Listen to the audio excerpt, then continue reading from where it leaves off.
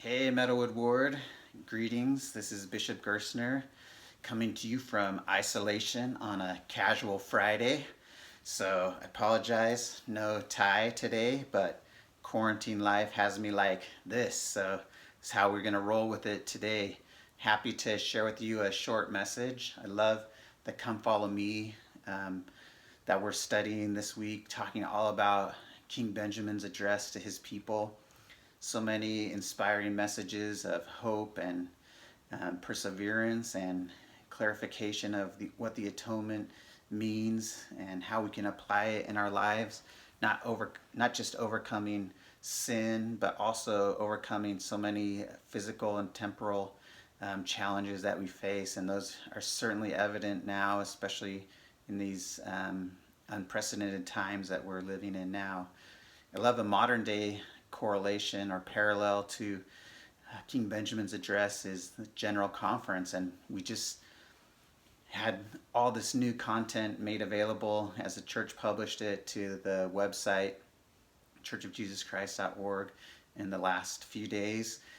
All those uplifting messages of modern day prophets talking about hope and giving us lots of meaningful messages about the restoration and how we can draw nearer to the Savior and how we can learn to hear Him.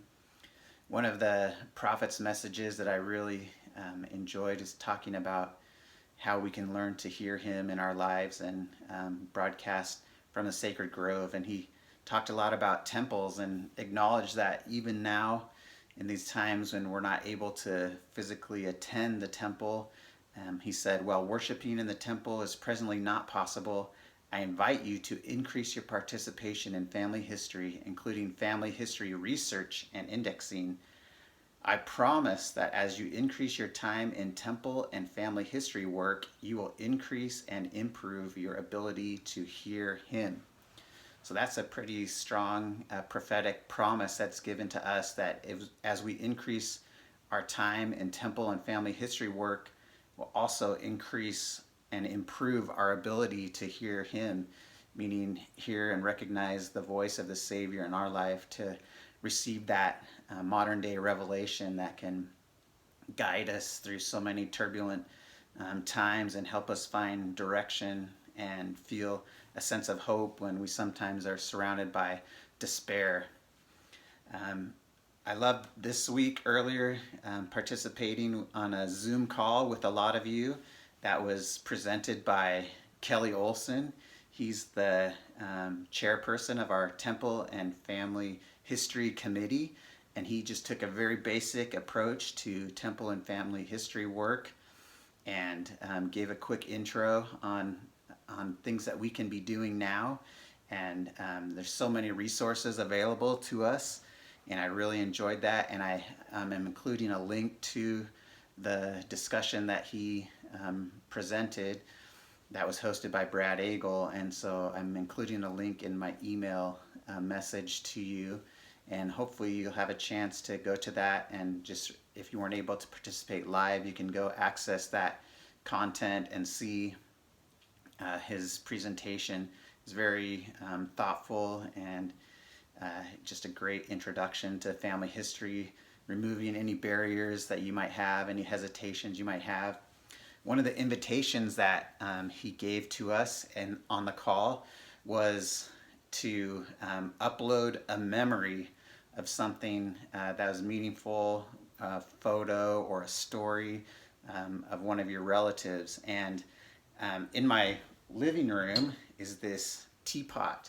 And you may have thought that this was just going to be a prop for some primary I'm a Little Teapot musical or Beauty and the Beast, but this is actually a very meaningful memory from one of my wife Amy's grandparents.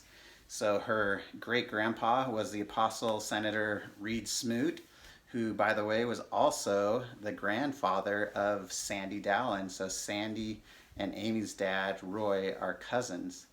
And when Senator Smoot was back in Washington, he encountered a lot of opposition, and his wife, Alpha Mae Smoot, hosted a lot of social gatherings, but she was kind of an outcast until one time President Theodore Roosevelt acknowledged her and on his way out of one of their gatherings, and that kind of broke down the barriers. And from that point, she was recognized in the social circles there in Washington, and she realized she didn't have a tea set or any china to host these gatherings, so she sent her son, Brownie Smoot, to the store to purchase a china set.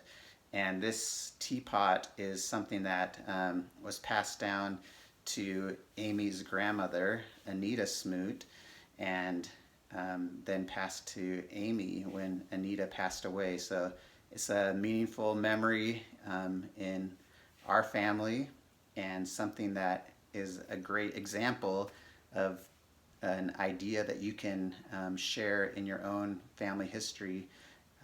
Something simple like that.